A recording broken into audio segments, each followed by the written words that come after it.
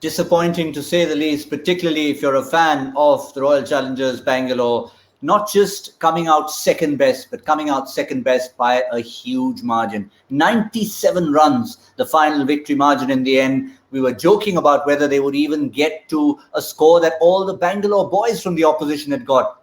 I can tell you one thing, they didn't even get to KL Rahul's individual score as a collective team unit. And that is something they'll have to look at, and look at it really hard. 206 for 3 on the back of that magnificent 100. 132 not out from captain KL Rahul, and Bangalore finishing 109 all out. 3 overs were still to be bowled.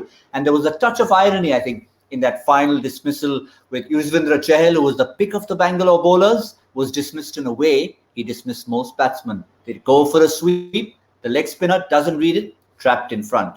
Whichever way you look at, whether it's irony or just pure disappointment, that's something that they will look hard at. Still joining me, Harsha Bhogle and Shaun Pollock. Harsha, long, hard looks that they'll have to give, especially after they were on a high after that first victory.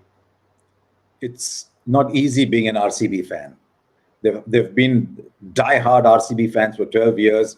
Every year they get 1 or 2 results like this.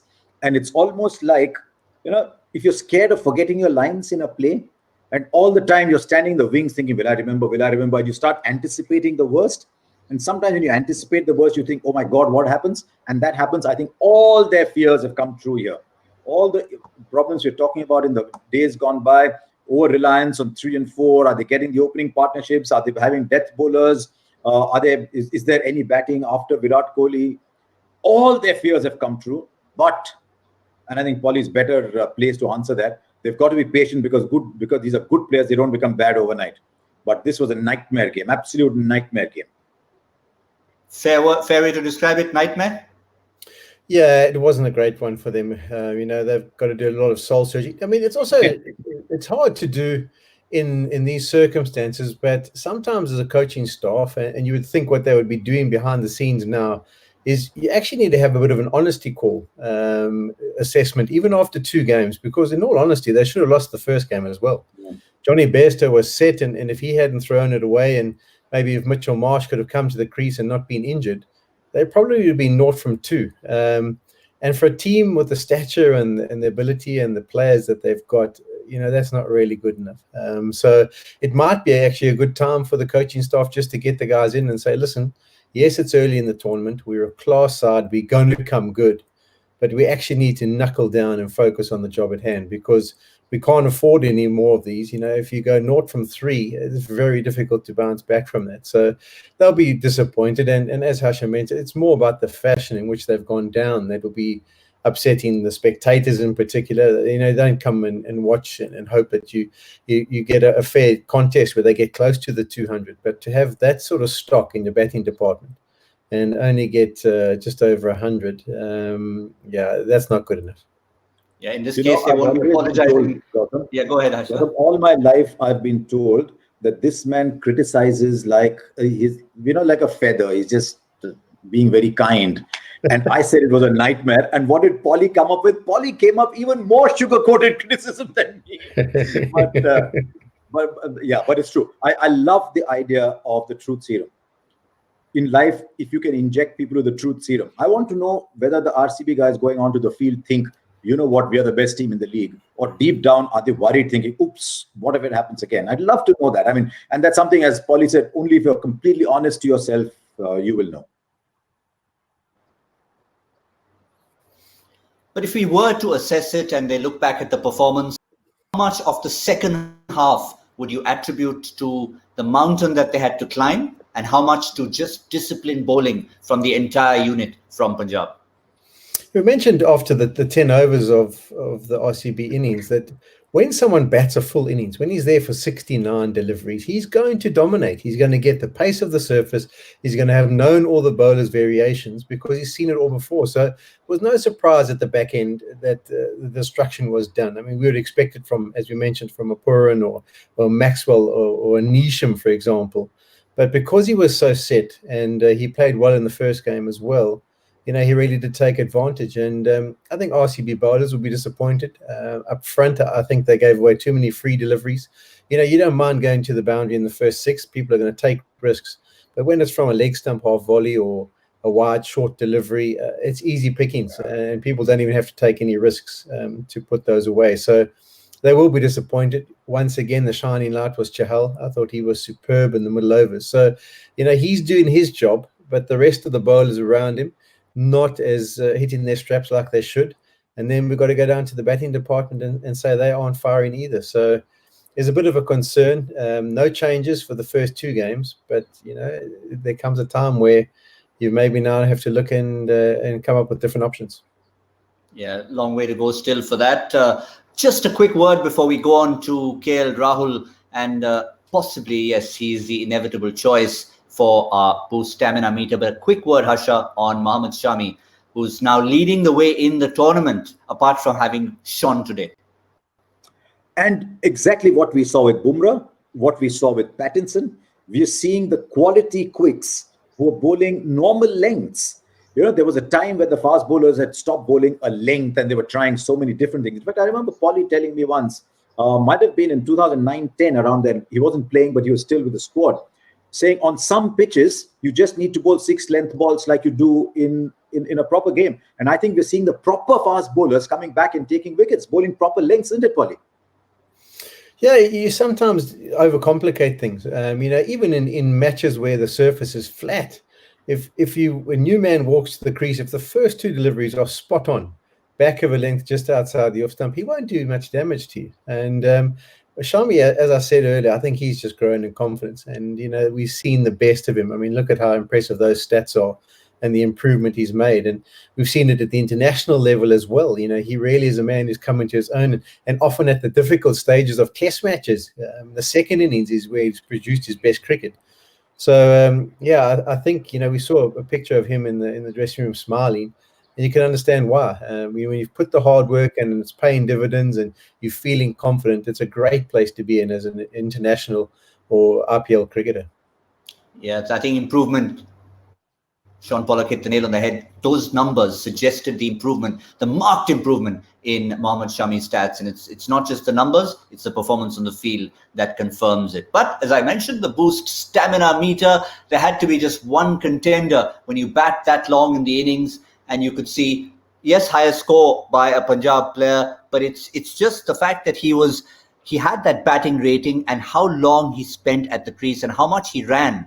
I think that was the key. We did remember towards the end of the innings, it was the big 6s and all those big shots that he hit. And early on, he was keeping the strike rotating, running for himself and his partner. Let's not lose sight of that. It's interesting. Last evening in Abu Dhabi, I had to go down to do the presentation, and I was down only for about 25 minutes. Really, at 10 o'clock at night, I was down for 25 minutes. That's it. I was wearing the normal, the sleeveless jacket that we wear. And by the time I got back into the car to come back, I was almost soaked. Now look at KL Rahul. Since you talked about stamina meter, he batted throughout the inning, 120 balls, and then he's come out and he's been on the field for the next 17 overs as well. He will be knackered, absolutely, because it is so hot and so humid here that he will be knackered. Yeah, Polly. Yeah, I think also the fact that all his big hits really came at the back end when you would expect him to have been pretty tired. At the start, he was just knocking it through, proper cricket shots and playing superbly. But the real big hitting was after maybe he'd been there for 60 deliveries, and that shows a lot of stamina. So, yeah, credit to him. I did say at the start of the show, I think his batting is going to go from strength to strength. He's now worked it out.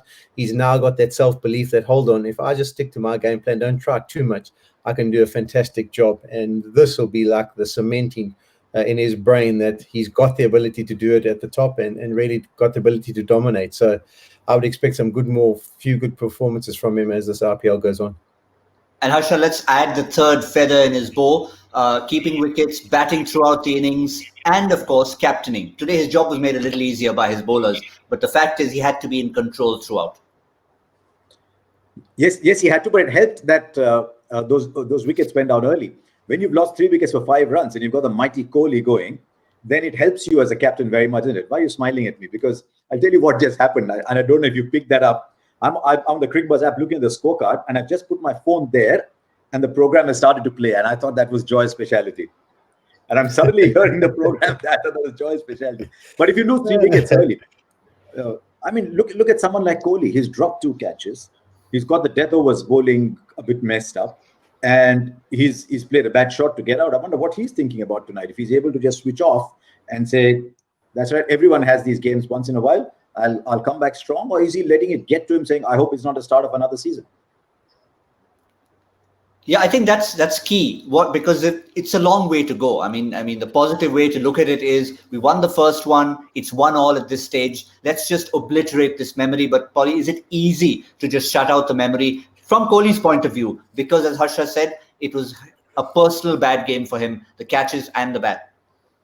Yeah, I mean, I haven't had much to do with him, but he strikes me as a person who will be very motivated by things not going right, and he'll be determined. He's the kind of guy who comes back with a lot of determination. And I think what you also take for granted is when you've been an international cricketer and you play as much cricket as the Indian team do, you almost go into autopilot at times. And, you sift from series to series, from RPL to the next series, and you don't have to think about things. It just comes to you naturally. It's like just like an instinct inside of you. I think the fact that you go and sit at home for 6 months, no cricket on the go, all those things you have to regroup, you have to rethink about, and you have to process and work things out again. Just get your mind in the right place, understand what you aren't trying to do. And that may be where Kohli is. But we have no doubt. I mean, the class of the player will come back. And as I say, I think him and AB and Finch in particular have all captained their sides over the years in this T20 format. We'll have a bit of a think tank together. And I would expect them to come up with a really good strategy going forward. They're going to be shocked into action, and I think some team will have to watch out because they will bear the brunt of these not quality first 2 performances. Very keen to know from you, Polly. Actually, let's go back. Let's assume this is Shaun Pollock of 99, 2000, 2001. You're at your prime as an international cricketer, like Virat Kohli is in the prime of his career as an international cricketer.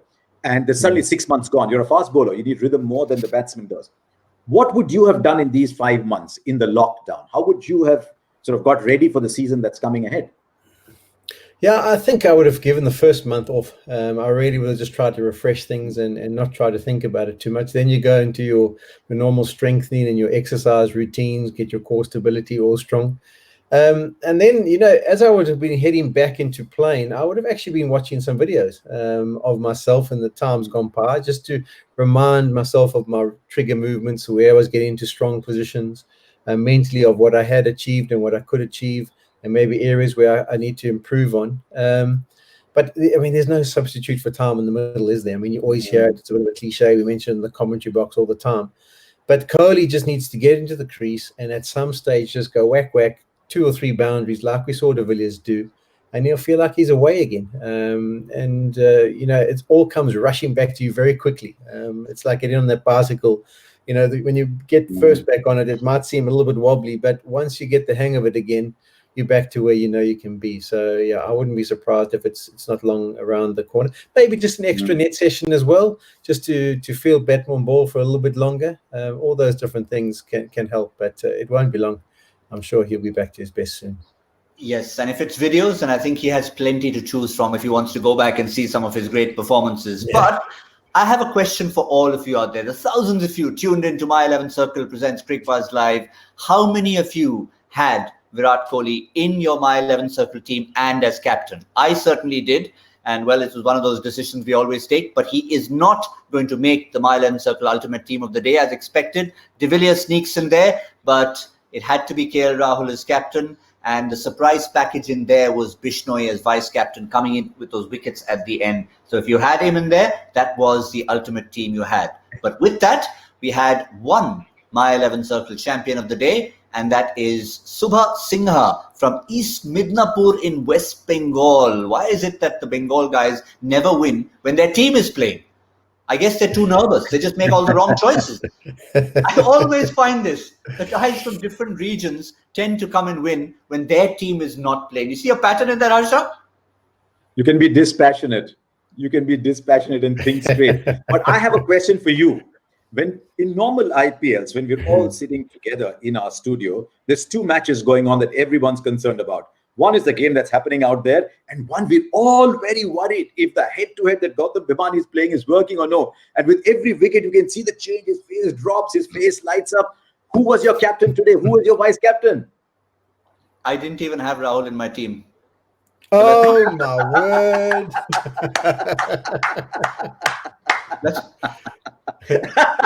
You didn't even need to pick 11 today. You just needed to pick one. I know. Stop it. That's it. We're not talking about this anymore. Can we move on to the next game, folks? Yes. I think we've talked enough about this game. Let's change the topic. That's what's coming up next. It's coming up from Dubai. It's Chennai taking on Delhi, and Delhi particularly after their match against Punjab. Despite how close it was a super over. They would have reckoned that they pulled one out of the bag. What will their mental state be right now? Relief is the first thing, but when you come back onto the park, you're thinking maybe it's just something is with us this year.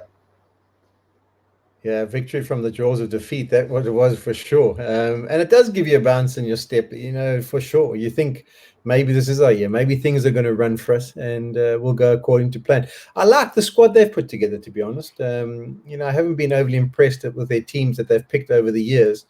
But I do like the look at him. I mean, when someone like Ajinkya Rahane is sitting on the sideline, and we know that he can be destructive at the top of the order and be really good, I think their bowling department looks strong. And I just think it's got a nice balance. Obviously, Ashwin is key. We hear that he's getting over that shoulder injury, and it might not be as serious as we first thought. But he's going to be a big player for them. So hopefully he gets fit. And even someone like a Stoinis, who maybe have been disappointing over the years gone by, he seems to come into this RPL with a lot of confidence. His last 12 months in international cricket have been good. And I think he's going to go from strength to strength. And then you've got two South African bowlers. I mean, you can't. I was about to say that. Why is Pollock so happy with South Africa? He's got two big South African fast bowlers. But I'll tell you what, he's right. Because the other day in that game against King, they started off really well because they had two quality fast bowlers bowling pace. I like how Nokia slips to 145. It's not a big effort, 145. He just comes in and he's bowling 145. So that natural pace is working well in this tournament with two quality fast bowlers. Yeah, and KG, I mean, how KG did well last year as well. I think he had a super over that he managed to win for Delhi. And then to do it again there under some pressure. So, yeah, that's important. And that's why it's always the international cricketers that you try and get in there, because they've had that extra experience. They've performed under the immense pressure of the international game.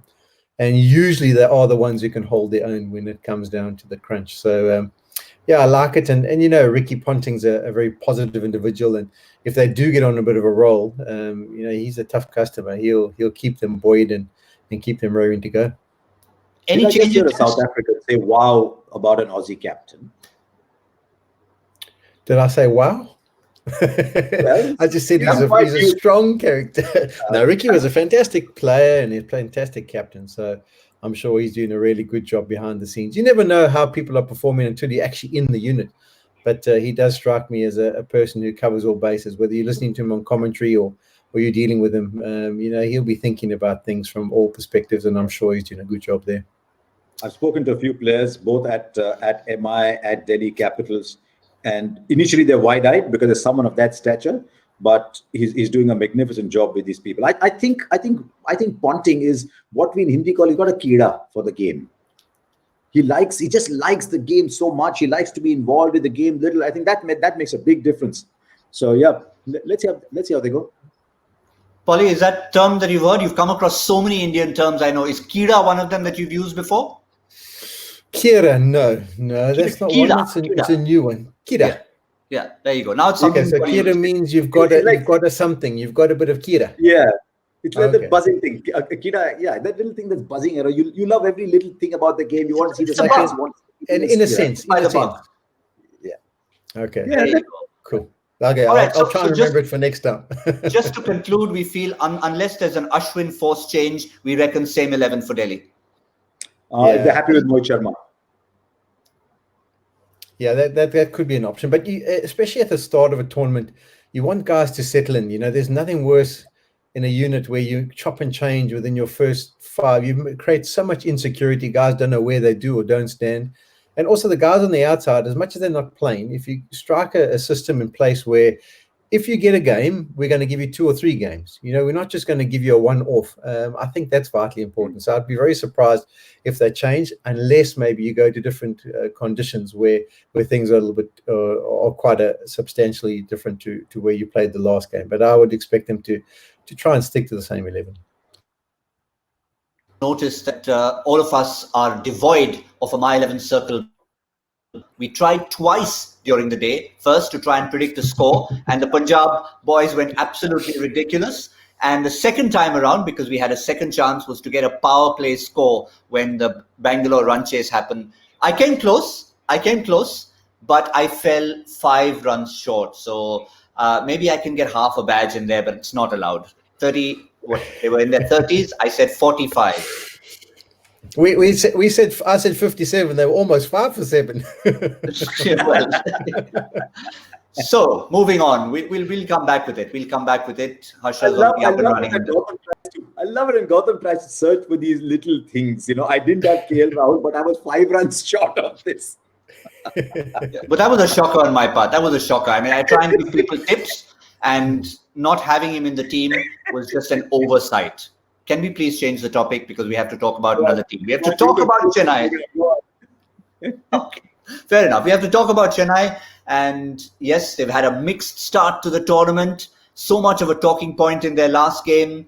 And once again, it will be a focus on that 11. They've got a few match winners, someone like an Imran Tahir still sitting on the bench, obviously waiting for that part of the tournament when spin starts to dominate, even a Josh Hazelwood. But for the moment, as from whatever you've seen, they will be hurting from that last game. Will that affect that 11?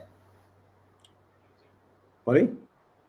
Yeah, I think it will. For me, the interesting one has been Piyush Chawla, that they've gone for him. I know it's not a local for a local, but when I looked at the conditions for the first week, I was expecting to see more of a South African kind of condition where it's not gripping, it's not holding up. You have to hit back of a length and hit the top of the stumps as a spinner. To be giving it air and line guys just to hit you over the top is not going to be the plan. As the tournament goes on and the surfaces start to grip, then maybe the plan of giving it some air and it turning will be decisive. But Imran Tahir, what he's done brilliantly over the years on South African surfaces, wherever he's gone in the world, is he hits a length that hits the top of the bails.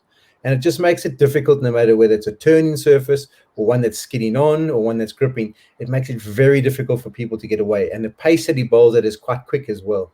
So I have been a little bit surprised that they haven't turned to him earlier. But then I suppose you've got to say, okay, well, how do we balance it?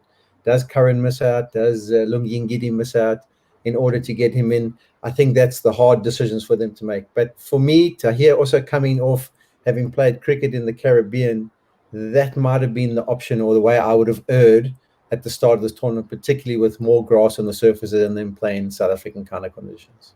That's the point I was going to make, Harsha. His match fitness. He may not have set the tournament on fire in the Caribbean, but he was match fit and raring to go.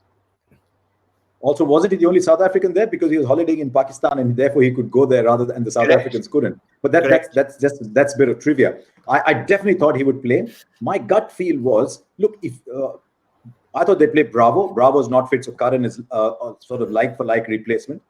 I thought they might go Shardul and Deepak Chahar both, but I know MS likes Ngidi.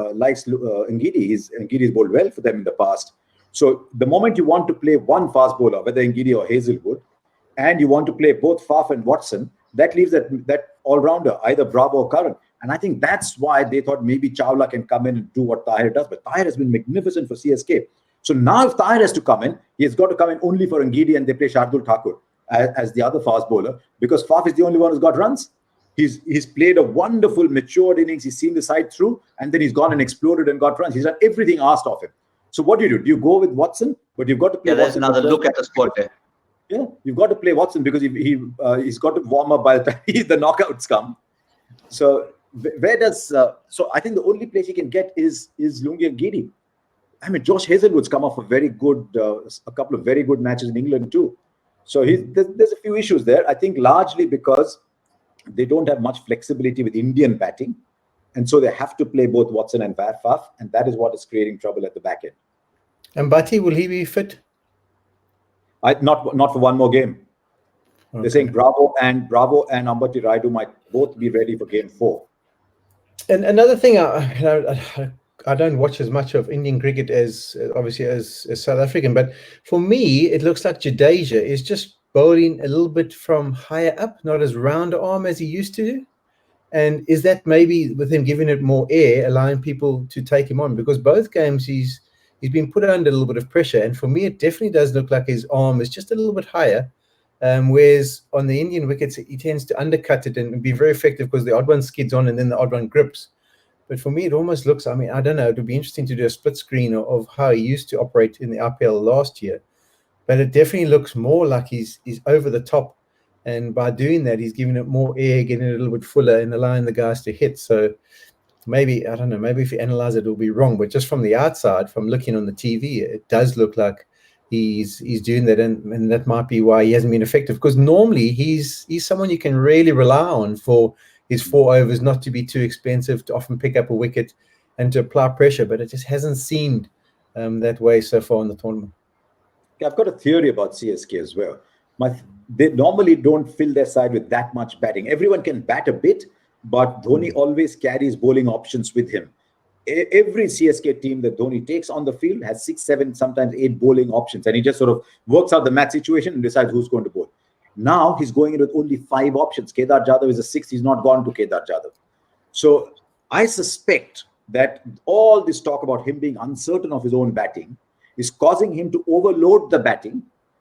Because otherwise, you can easily say, thank you, Murli Vijay, Watson and Faf du Plessis open the batting, and you can have another bowling option down at the bottom. But his first time I've seen CSK overload the batting and go under on bowling. But that question remains now. I mean, now that you've said that, and now that he's had a little more time, he's hit those 6s in the previous game. Now, should and will MSD come up the order? But actually not should. He has sort of bucked the trend over the years, hasn't he? I mean, he has been willing to say at times, listen, at the start of a tournament, you guys go, get some form, get some opportunities. When it comes to the crunch time, that's when I step up to the plate. And also he gives himself time. He hasn't played cricket for a while. He's been out a lot longer than the other people. Gives him time to settle in. I don't think they'll panic at all. They've never been a side that's panicked under decisions that need to be made. I think they might decide to go with one batter shy when Raidu comes back into the mix. I think that would make sense because, I mean, I think there was a graphic up the other night and Bhatti's been the second highest scorer for them since he's gone there. So that would make sense. And as he starts to feel more confident, I think he will. And he has been a person, though. We can't get away from the fact that over all the years, we sometimes think, oh, he should have come. But sometimes he surprises us and sends other people up to give that opportunity. Maybe Rainer, maybe they're missing him a little bit more than what they thought from the other years, because he also offered you a few overs of spin. But I think what was also caught them a little bit unawares was the way that surface played. I was very surprised by the Sharjah surface. It wasn't what I was expecting. I was expecting it to come on and be a bit more of a belter, and it did catch them a little bit unawares. So they'll be better once they get to Dubai. So it's a third venue, Harsha, for CSK. They've started in Abu Dhabi, they've gone to Sharjah, and now they head to Dubai. So again, adaptability will be their first watchword. It is, but big grounds, they'll be all right. Paul is spot on. If there's one team that doesn't panic, it is CSK, because they have absolutely no pressure from the franchise owners at any point. They just give it to Dhoni, they give it to Fleming and say, we look after everything outside the boundary, you look after everything inside the boundary. So there won't be any pressure on CSK. That is absolutely certain. And look, it's only been 2 games. Dhoni is very clear. Dhoni knows you need to win 8. That's it. You need to win 8 games to go through. So he's got time. And also, it's a well-traveled road for them, isn't it? I mean, if you think you have to analyze their campaigns that they've had, they've come in by winning everything. They've snuck in. They know different ways of getting into the knockout stages. So they won't be too troubled at this stage. They certainly won't, but let's at least review where we stand as far as the tournament is concerned. And this is the current updated points table. Just the 2 teams with that single game and haven't won yet. But everybody else has registered at least a single point, and not much to choose from yet, except that net run rate of Punjab, which is now skyrocketing, and the negative net run rates of Kolkata and Bangalore that maybe they'll need to start looking at as the tournament progresses. That'll change though. That'll change. I mean, these net run rates, you never get such a wide variation as the tournament goes along. That will come. That will come closer. But this defeat can hurt RCB. I keep saying there's 2 years that I remember in the IPL. 2014, when Rajasthan Royals went out on a 3rd decimal in the net run rate, and 2019 when 3 teams tied on 12 and 1 team went through a net run rate. So it's too early to be thinking net run rate, because if you win the matches, the points accumulate anyway. But this could hurt RCB at some point if they're not careful. One thing we must touch on is we were a bit worried about Kings 11 at the start of the show and how they would bounce back after defeat, where, sure, they must have felt like they'd had the rug pulled from underneath them. So the way they came out shows good signs. I think in that management group, there's obviously some good talk that went on, and they came out a stronger unit. So kudos to them for the way they performed today. Very good.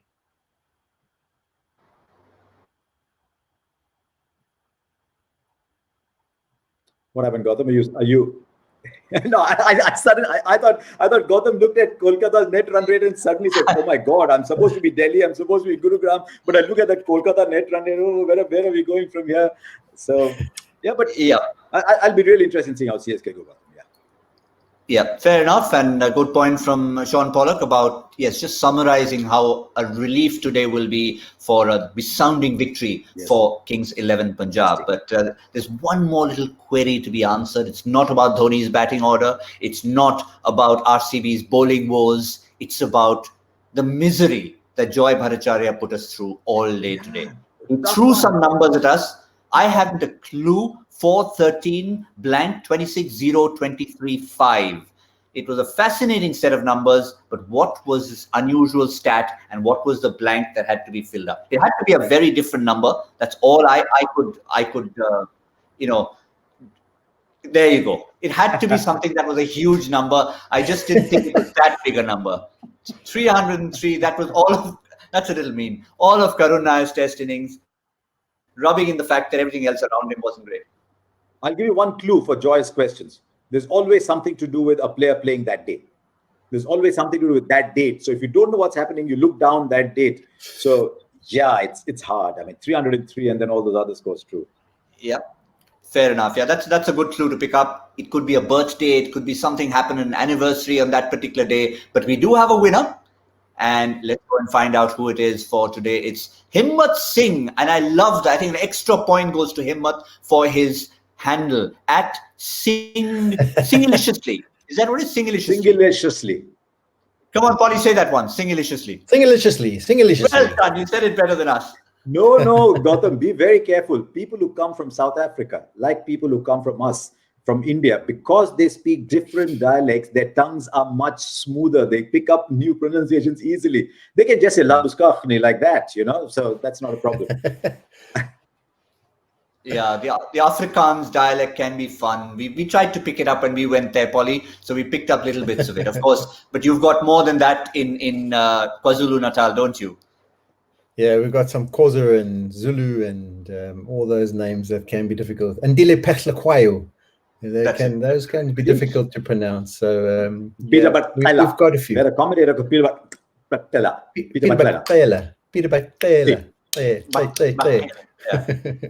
So just because we threw Kira at Polly, he's giving all this back to us. Yes. Anyway.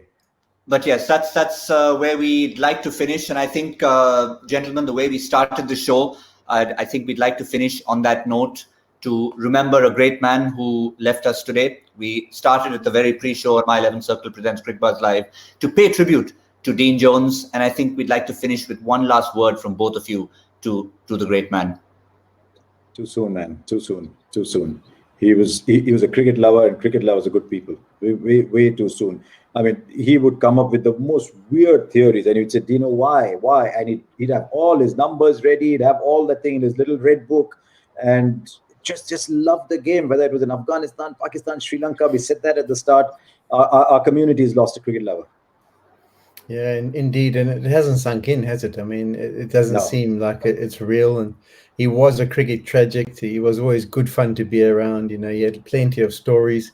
I loved to play golf with him. It was his new sporting passion since he had given up the game of cricket. But yeah, very, very, very sad day. And as Harsha said, taken away far too soon. Thank you very much, gentlemen, for your thoughts on the cricket on and off the field. Dino, as we said, this is for you.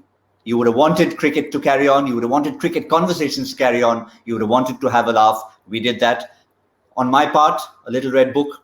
Yep, that's the thing we remember you by as well. The contents of it are special only to you. Thank you all for watching. We'll see you soon on My 11 Circle Presents Cricbuzz Live.